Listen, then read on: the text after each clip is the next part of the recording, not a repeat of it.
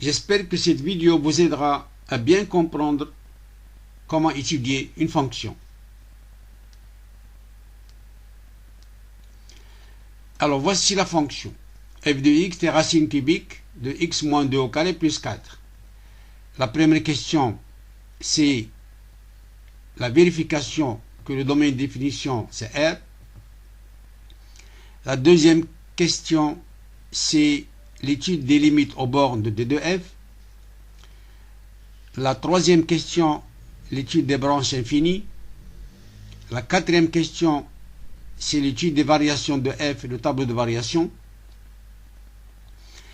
La cinquième question, il faut montrer que f admet une fonction réciproque d'un intervalle i vers un intervalle j à déterminer.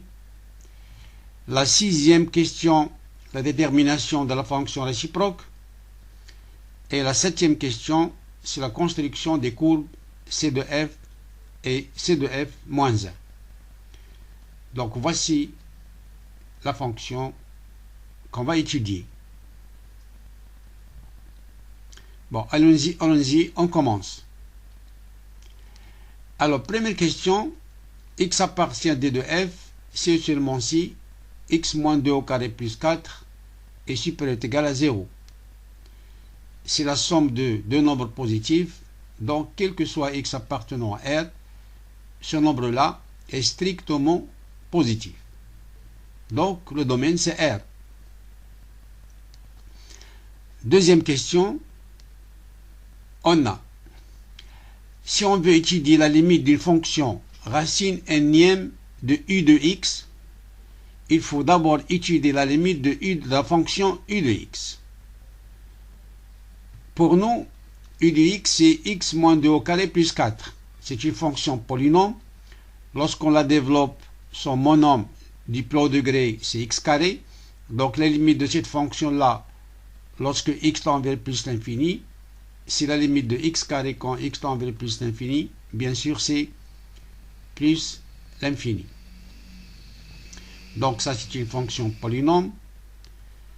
Et par suite, la limite de racine cubique de x moins 2 au carré plus 4, c'est plus l'infini, qui est la limite de f de x lorsque x tend vers plus l'infini. De la même façon, si on veut calculer la limite de f lorsque x tend vers moins l'infini, on commence par l'étude de la limite de cette fonction-là, fonction polynôme, qui va nous donner la limite de x carré quand x tend vers moins l'infini. Bien sûr, c'est plus l'infini aussi. Donc, ce sont les limites aux bornes de D de f. Troisième question, on va étudier les branches infinies. D'abord, on a limite de f de x plus l'infini, c'est plus l'infini. Alors, dans ce cas, la deuxième étape, on calcule la limite de f de x sur x lorsque x tend vers plus l'infini. Alors, limite de f de x sur x, c'est la limite de racine cubique de x moins 2 au carré plus 4 sur x. On développe cette expression-là, on obtient x carré moins 4x plus 8 sur x. Et là, on va factoriser par x au cube pour qu'on puisse faire sortir le x, pour simplifier avec x ici. Donc, on va factoriser par x au cube, qui donne 1 sur x, moins 4 sur x carré, plus 8 sur x au cube. Et puisque c'est un produit là, et x à la puissance 3, et nous avons racine cubique, on va faire sortir le x. Donc, il nous donne limite de x, racine cubique de 1 sur x, moins 4 sur x carré, plus 8 sur x au cube. Alors, on va simplifier là par x. Il nous reste racine cubique de 1 sur x moins 4 sur x carré plus 8 sur x au cube. La limite de cette expression-là, lorsque x tend vers l'infini, c'est 0. Donc, la limite de 1 sur x est égale à la limite de moins 4 sur x carré quand x tend vers plus l'infini est égale à la limite de 8 sur x au cube est égale à 0. Donc, la limite de ça, c'est 0. Et par suite, la limite de f de x sur x lorsque x tend vers plus l'infini est égale à 0. Alors, dans ce cas-là, on sait que C de f admet une branche parabolique, ou bien on dit en direction asymptotique, qui est l'axe des abscisses au voisinage de plus l'infini.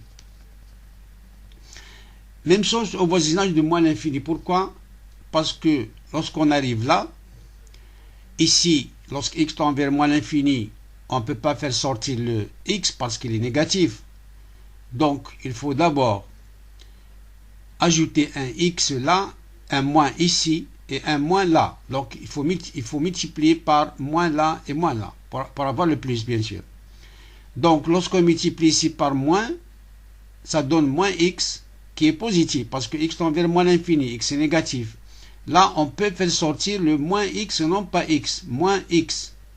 Mais à l'intérieur, ça reste moins 1 sur x plus 4 sur x carré moins 8 sur x au cube. Donc, on ajoute un moins ici et un moins là. Donc, de la même façon, on montre que la limite de f de x sur x moins l'infini, c'est 0, sauf que lorsqu'on fait sortir x de la racine cubique, dans la relation 1, on ajoute un signe moins ici et un signe moins à l'intérieur. On simplifie par x, ça donne 0, mais avec le moins, ça reste toujours 0.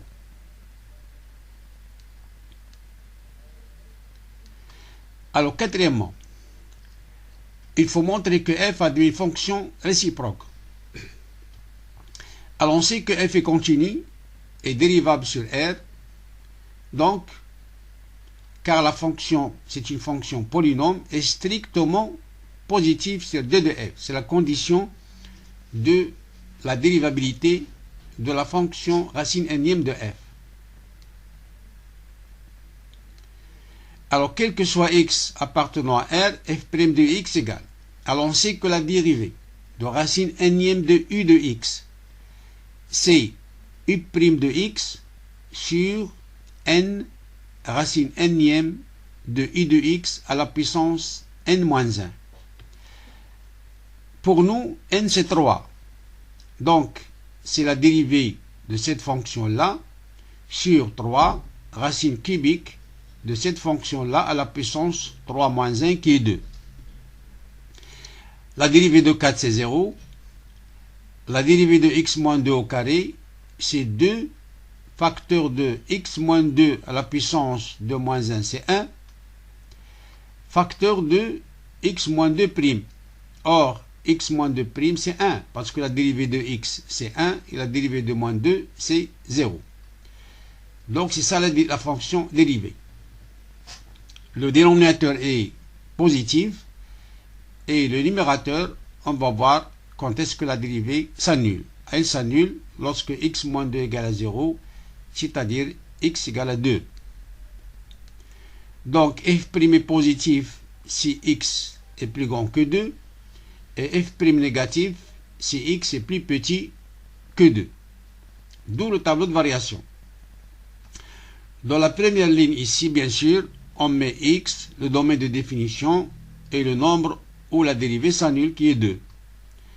Ici et là on met f', et là on met f de x. En face de f' et au-dessous de 2, on met le 0, parce que la dérivée s'annule en 2. Puis on met le signe. À gauche, on a dit, il est négatif, et à droite de 2, il est positif. Et bien sûr, dans l'intervalle moins l'infini 2, la fonction est décroissante. Dans l'intervalle 2 plus l'infini, la fonction est croissante. La limite moins l'infini, c'est plus l'infini. La limite de plus l'infini, c'est plus l'infini. F de 2, c'est racine cubique de 4. Et voici les variations de f.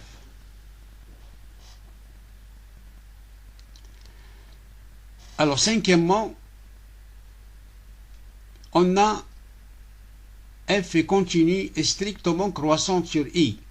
Donc ce sont les deux conditions pour que f admet une fonction réciproque. Donc f admet une fonction réciproque f-1 définie sur l'intervalle j qui est égal à l'image de i, f de i, et puisque f est croissante sur l'intervalle 2 plus l'infini est égal à f de 2 fermé, limite de f de x quand x tend vers plus l'infini ouvert, qui est égal à racine cubique de 4 et plus l'infini. C'est ça l'intervalle j. Sixièmement, on va déterminer la fonction réciproque. Alors, la définition de la fonction réciproque, quel que soit x appartenant à j, quel que soit y appartenant à i, f-1 de x est égal à y, équivalent à x est égal à f de y. Donc on va déterminer y. Alors,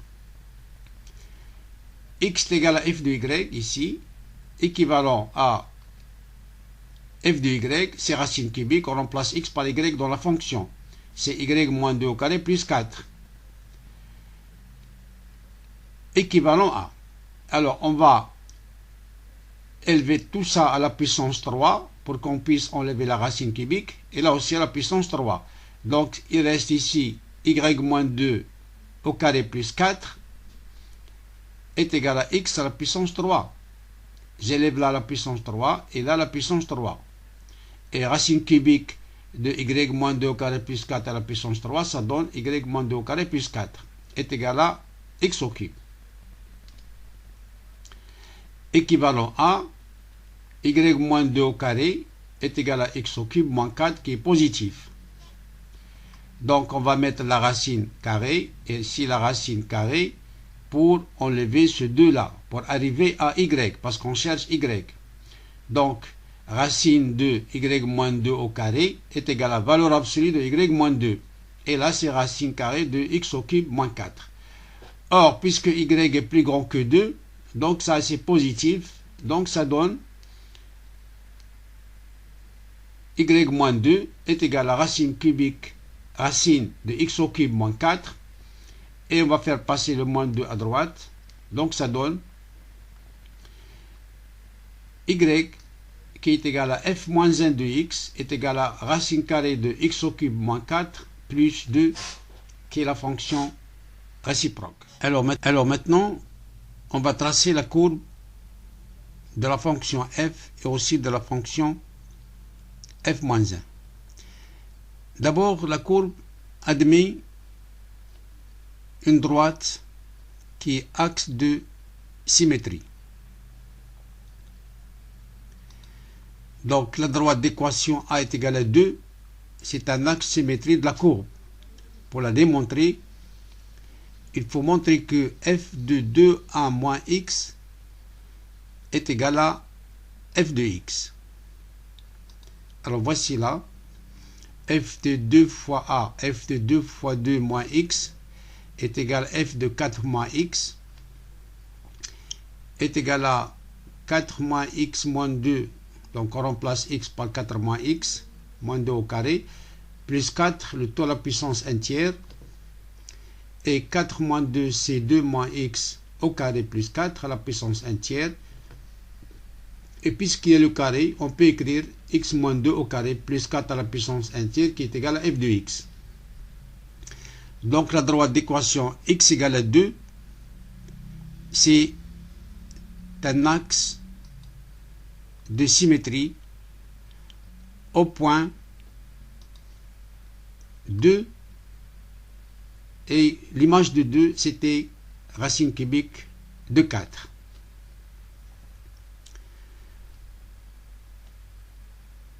Puis on va tracer la fonction, la courbe de la fonction f.